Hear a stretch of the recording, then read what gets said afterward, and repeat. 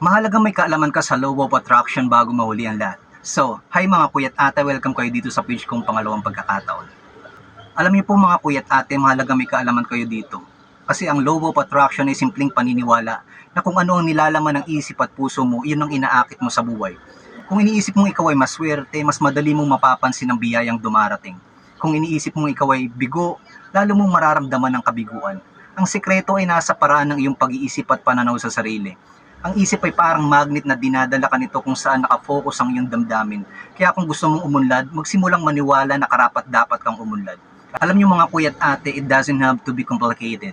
In other words, it's about how what you think, it's what you attract. Kung palagi mong iniisip na ikaw ay malas, walang pag-asa, o laging bigo, hindi mo namamalayang ikaw mismo ang humihila sa sarili mo papunta sa ganong klase ng buhay. Pero kapag natututunan mong baguhin ang takbo ng iyong isipan, imbis na puro problema ang iniisip mo, ay mag-umpisa kang mag-focus sa solusyon, sa pasasalamat, at sa mga gusto mong makamit, unti-unting nagbabago ang paligid mo. Parang may mahiwagang puwersa na tumutugon sa mga iniisip at nararamdaman mo. Hindi ibig sabihin nito na mag-isip ka lang ng pera ay bigla na lang itong darating. Nangangahulugan lang ito na kapag binuksan mo ang iyong sarili sa posibilidad ng kasaganahan, makikita mo ang mga pagkakataon na dating hindi mo napapansin. Maging mas positibo sa pagkilos at magiging mas bukas ang tulong sa iba at ng Diyos. Lahat ng nangyayari sa buhay natin ay nagsisimula sa isang kislap ng ideya sa isip. Isang damdamin na paulit-ulit nating nararamdaman at isang paniniwalang paniniwalaan natin araw-araw. Kung pipiliin mong mag-isip ng mabuti, magmahal ng totoo, at maniwalang kaya mo ang mundo ay magbubukas para sa iyo. Tama po ba mga kuya at ate? Kung iniisip mong hindi ka makakabangon, wala ng pag-asa o sadyang hindi ka para sa tagumpay, ang buhay ay susunod sa direksyong iyon.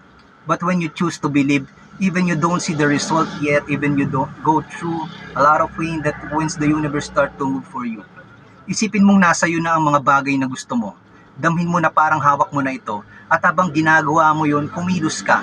Maliit man o malaki ang hakbang, basta may tiwala ka at tuloy-tuloy ang kilos, may babaling kang bunga. Halimbawa, gusto mo makaahon sa utang.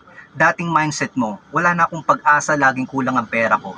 Bagong mindset mo, dahan-dahan pero siguradong makakabayad din ako, marami pang pwedeng paraan.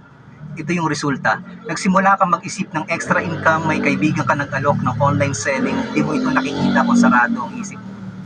Pangalawang halimbawa, gusto mong makahanap ng bagong pag-ibig. Dating mindset, wala nang magmamahal sa akin, palagi na lang akong iniiwan. Bagong mindset, deserve ko ang totoong pagmamahal. At habang naghihintay ako, mamahalin ko muna ang sarili ko. Ito yung resulta. Habang inaalagaan mo ang sarili mo, may taong darating na makikita ang halaga mo.